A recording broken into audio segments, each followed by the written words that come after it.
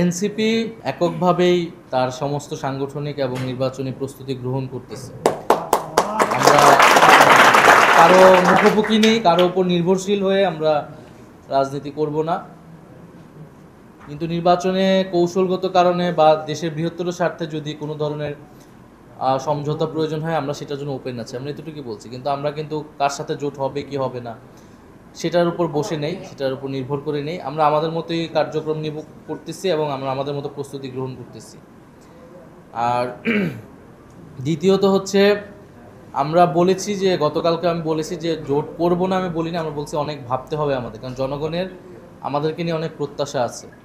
আমাদেরকে তারা একটা স্বতন্ত্র জায়গায় দেখতে চায় এবং পুরনো দলগুলোর প্রতি জনগণের অনীহা আছে।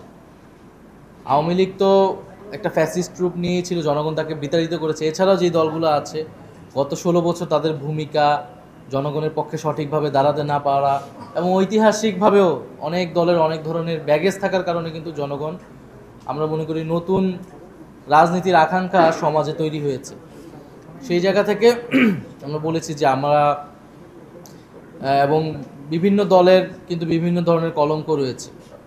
সেটা বিএনপিরও বলেন, অতীতে তাদের শাসনামল নিয়ে, দুর্নীতি নিয়ে কিন্তু অনেক সমালোচনা রয়েছে। 5ই আগস্টের পর তাদের নিয়ে অনেক সমালোচনা রয়েছে। একইভাবে জামাতেরও ঐতিহাসিক দায়ভার রয়েছে এবং 5ই আগস্টের পরও জামাতকে নিয়ে অনেক ধরনের সমালোচনা রয়েছে।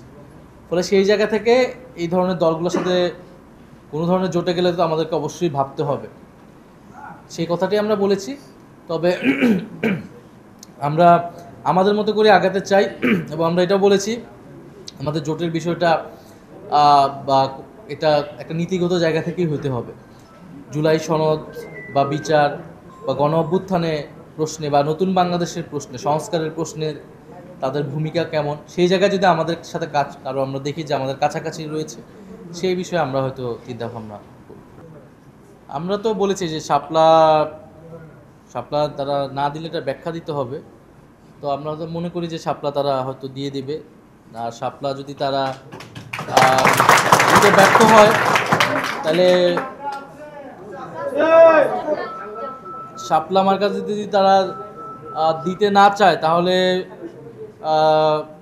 তাদের পক্ষে সুষ্ঠু নির্বাচন করা সম্ভব হবে কি না এই বিষয়ে তো আমরা বলেছি। কারণ একটা নবগঠিত দলের সাথে যদি তারা বেইনসাফি করে, তাহলে এই নির্বাচন কমিশনের অধীনে একটা সুষ্ঠু নির্বাচন হওয়া তো সম্ভব নয়।